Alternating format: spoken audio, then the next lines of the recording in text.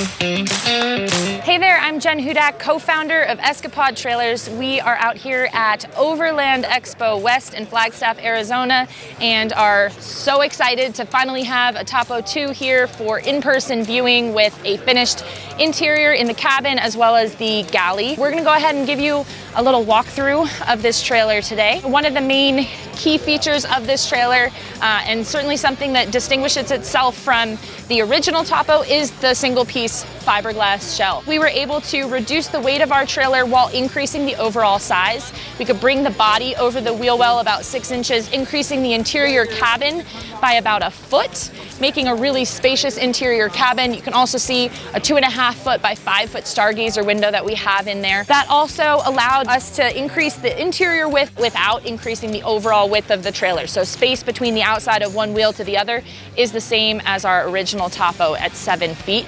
Nice, compact, still fits behind the vehicle nicely and in your garage. We'll take a look at the cabin and then circle back around. We also have designed our own doors here, and one of the things we are most excited about, silly little detail, is what we're calling the mudroom.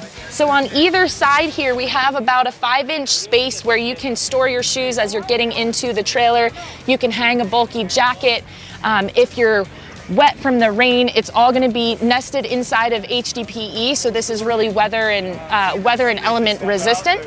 Inside the cabin, we still have really great cabinet storage space in here, as well as that middle nesting cabinet face. So this drops down, you can put a computer here, wait out a storm. We also have a lot of our controllers, so the solar controller, master power switch, the thermostat for the Truma combi unit that provides forced air heat into the cabin, as well as on-demand hot water. Over here we have your switches for interior lights, powering on the inverter, your exterior porch lights, as well as your rock rail lights, so undermount lights that will just give you a little ground lighting. The Cymarine is our systems monitor, so this is going to give you a readout on battery life, water levels, all of that. A few other details in here. We have wireless charging on the nightstand, as well as USB ports and headboard storage. So there's quite a lot of headboard storage in there. So behind me is a look at our integrated tongue box. In here, we do have our 11-pound propane tank. That is routed internally through the frame all the way back to the stove that's in the rear. There is a removable waterproof rubber liner in here. We have L-track on the back, so you can mount different things, shovels, hatchets that you're bringing with you. We also have a generator in here for the AC that we are testing up top. It runs off the 12-volt system but drains your battery pretty quick, so if you want an AC option, we will recommend a generator with that. A few details on the side. This is going to be your shore power plug, so you can plug in to charge the lithium batteries on board. Standard is a 100 amp hour lithium battery. We do have an option to increase to double that to 200 amp hours. And we have our convertible side table here. This turns into the cabinet face for the rear galley, which we can take a look at momentarily. This just drops out of the mount there to collapse down as the cabinet face pops back in like so. What you're looking at here is just the vent for the Truma combi. Now what you can't see here is probably one of the most exciting parts about the Topo2 is our utilities closet, and that is a dedicated space that exists between the galley and the cabin. For all of the mechanical systems. So we've got your heater in there.